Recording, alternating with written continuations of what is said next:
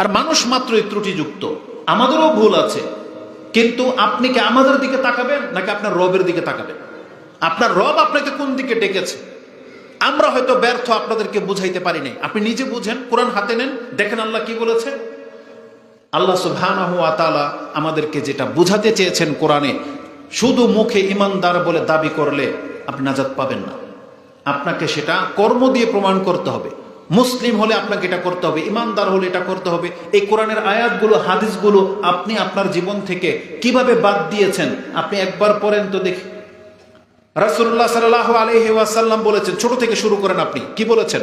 মান কানা ইউমিনু বিল্লাহি ওয়াল ইয়াউমিল আখির, যারা দাবি করে আমি আল্লাহ এবং পরকালে বিশ্বাসী, ফালিয়াকুল খায়র আও লিয়াসমুত, সে যেন মুখে ভালো কথা বলে না চুপ করে বসে থাকে। এখন আমাদের সমাজের মানুষের চরিত্র দেখেন, সে ভালো কথা দূরের কথা, তার অধিকাংশ কথা মিথ্যা। মিথ্যা বলে, মানুষকে ঠকায়, প্রতারণা করে। অথচ রাসূল বলেছেন, যেই ব্যক্তি আল্লাহ এবং পরকালে বিশ্বাসী তার চরিত্র এমন হইতে পারবে না। যেই ব্যক্তি আল্লাহ এবং পরকালে বিশ্বাসী, ফালা ইউজি জারা, সে তার প্রতিবেশীকে কষ্ট দিতে পারবে না। অথচ আমাদের সবচেয়ে বেশি দ্বন্দ্ব এই প্রতিবেশীর জমির সাথে। সবচেয়ে বেশি দ্বন্দ্ব মুসলিমদের প্রতিবেশীর সাথে, মিল নাই কারোর সাথে কারো, কেউ কারো চেহারা দেখতে চায় না। এমনটা হয়ে গেছে আমরা। কেন? আরে প্রতিবেশী দূরের কথা, যেখানে আমাদেরকে রক্তের সম্পর্ককে টিকিয়ে রাখতে বলা হয়েছে, আজকে মুসলিম সমাজের সন্তান তারা তাদের পিতামাতাকে পর্যন্ত গালি দেয়, পিতামাতার সাথে পর্যন্ত ভালো আচরণ করে না। নিজেদের ভাই বোন যারা আছে কারোর সাথে তার কোনো ভালো সম্পর্ক নাই, শুধু সে তার নিজের ব্যক্তিত্ব নিয়ে আছে। অথচ আপনি বলতেছেন আপনি মুসলিম। কোরআনের কত জায়গায় আল্লাহ বলেছেন, যে কোনো জায়গায় আল্লাহ মুমিনের গুণ বলেছেন, সাথে সাথে আপনি দেখতে পাবেন একটা আমল আছে। যেমন সূরা মুমিনুন, সূরা নামে মুমিনুন কি আছে? কাদ আফলাহাল মুমিনুন, মুমিনরা নাজাত পেয়ে গেছে। আল্লাহ এটা আপনাকে প্রথম সংবাদ দিয়েছেন, এটাই আপনার নাজাতের দলিল না, তার পরের গুলো আল্লাহ কি বলেছেন? আল্লাযীনা হুম ফি সালাতিহিম খাশিউন, এরা তো তারা যারা তাদের নামাজে বিনয়ী। তাদের শেষটা কি? ওয়াল্লাযীনা হুম আনিল লাগwi মুরিদুন, তারা তো আলফাল লাগু কাজ থেকে দূরে থাকে, প্রত্যাখ্যান করে এগুলাকে। ওয়াল্লাযীনা হুম লিযাকাতি ফাইলুন, তারা তাদের যাকাত দেয়। ওয়াল্লাযীনা হুম লিফুরুজিহিম হাফিজুন, তারা তাদের লজ্জাস্থানের হেফাজত করে।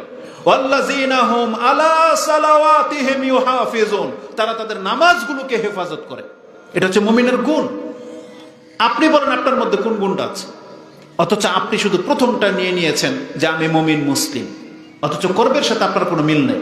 অধিকাংশ চেহারাগুলোর দাড়ি নেই, প্যান্ট টাকনার নিচে, একটা মহিলাও পর্দা করে না। তাহলে তারা নিজেদেরকে কিভাবে মুসলিম দাবি করে?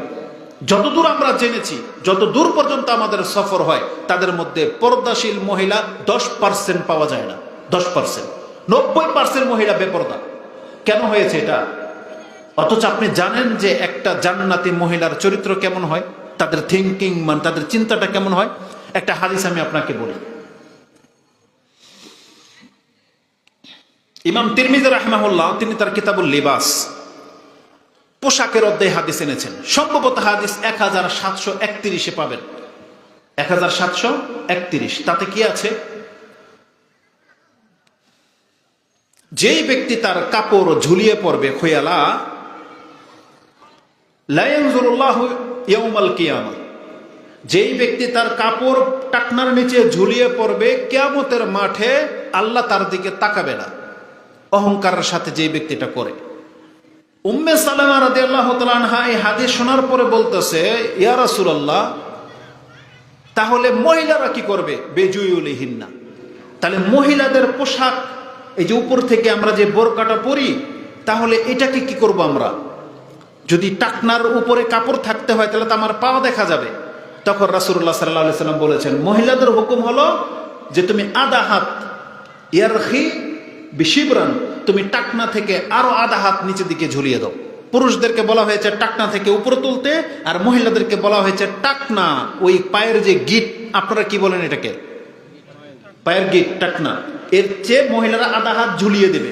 তাহলে বলেন তো, এটা যদি পায়ের গিট হয়, আমাদের পুরুষের কাপড়টা থাকবে এখানে, আর মহিলাটা যদি আরো আধা হাত ঝুলে যায়, তাহলে পায়ের পাতা কি ঢেকে যাবে না? উম্মে সালামা রাদিয়াল্লাহু তাআলা আনহা একটা জান্নাতি মহিলা, শুনেন রাসূলকে কি বলেছে। বলছে, ইযান তানকাশিফা আকদামাহুন্না ইয়া রাসূলুল্লাহ, যদি ব্যাপারটা এমন হয়, যদি আমরা মাত্র আধা হাত টেনে দেই নিচের দিকে, হতে পারে আমরা যখন হাঁটবো তখন পায়ের কিছু অংশ প্রকাশ পেয়ে যেতে পারে, আমাদের পায়ের কিছু অংশ পুরুষদের নজরে আসতে পারে। সুবহানাল্লাহ। রাসূল সাল্লাল্লাহু আলাইহি সাল্লাম বলেছেন, তখন তোমরা এক হাত ঝুলিয়ে দাও। কতটুকু? কোত্থেকে? নাভি থেকে এক হাত, টাকনা থেকে এক হাত, মানে পায়ের টাকনা থেকে এক হাত। আর আমাদের মহিলাদের কাপড় কতটুকু? তারা হাঁটু থেকে এক হাত, তার মানে পায়ের গোছা পর্যন্ত আধা হাত তার দেখাই যায়। যেই সুন্নাহ হচ্ছে যেটা ফরজ পুরুষের জন্য, আজকে আমাদের মেয়েগুলা সেই সুন্নত নিয়ে নিয়েছে। সে এমন প্লাজো পরে, সে এমন পায়জামা পরে যার পায়ের গিটের অর্ধেক পর্যন্ত দেখা যায়।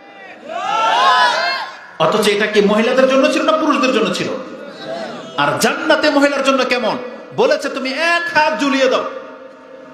উম্মে সালেমা রাদিয়াল্লাহু তাআলা আনহা তাতেও সন্তুষ্ট না, বলতেছে, ইয়া রাসূলুল্লাহ, তাতেও মনে হয় যথেষ্ট হবে না। রাসূল বলেছেন, যথেষ্ট, এক হাত ঝুলিয়ে দিলে যথেষ্ট, এক হাত নিচের দিকে ঝুলবে। আপনি কি মনে করেন একটা জান্নাতি মহিলা তার পায়ের অংশ দেখাতে প্রস্তুত না? আর আমাদের সমাজের মহিলাগুলো ফতোয়া চায় চেহারা দেখা জায়েজ না না জায়েজ, চেহারা খোলা জায়েজ না না জায়েজ, সেই ফতোয়া নিয়ে তারা ঘোরে। আর যারা জান্নাতি তারা লজ্জা পাচ্ছে, তার পায়ের কিছু অংশ প্রকাশ পাবে, এটাতে তিনি লজ্জা পাচ্ছেন। এটা হচ্ছে জান্নাতি মহিলা। তাহলে আপনার মহিলা কোন মহিলা? যে মহিলার পেট দেখা যায়, হাতের তার বাহু পর্যন্ত খোলা, যাকে দিয়ে আপনি ধান ঘরে নিচ্ছেন, সে যখন উপরু হয় তার পিঠ খুলে যায়, যাকে দিয়ে আপনি ওই ধান গাছের কাজ দেওয়াচ্ছেন, তাহলে আপনার এই মহিলাকে এই দুনিয়ার দাসী, নাকি তারও জান্নাত যাওয়ার প্রয়োজন আছে? তার প্রয়োজন আছে জান্নাত যাওয়ার। তাহলে আপনি তো সেই ব্যবস্থাই করেন নাই।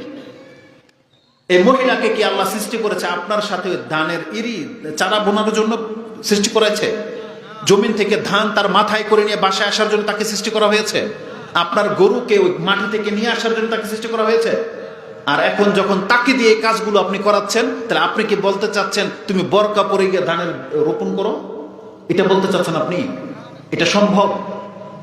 তাহলে আজকে আমাদের এই এনভায়রনমেন্ট, যেটা এই সমাজ ব্যবস্থা, আপনি কি করেছেন? ধ্বংস করে দিয়েছেন। যেমন পুরুষরা ধ্বংস করেছে, তেমন মহিলারা ধ্বংস করেছে। আর তারা মিলে আল্লাহর বিধানটাকে একবার বরবাদ করে ছেড়ে দিয়েছে। আল্লাহর বিধানকে শুধু খালি ওই লেনিন, স্টালিন, তারপরে ওই যে কার্ল মার্কস, এরা নষ্ট করেছে, এই মুসলিম নেতারা নষ্ট করেনি? তাহলে আমাদের সমাজের প্রত্যেকটা মাথা এর জন্য দায়ী, প্রত্যেকটা মাথা। সে ঘরের কর্তা বলেন, মসজিদের ইমাম বলেন, মাতাব্বর বলেন, প্রিন্সিপাল বলেন, রাষ্ট্রনায়ক বলেন, প্রত্যেকটা ইসলামের খেলাফ এগেইনস্টে দাঁড়িয়েছে।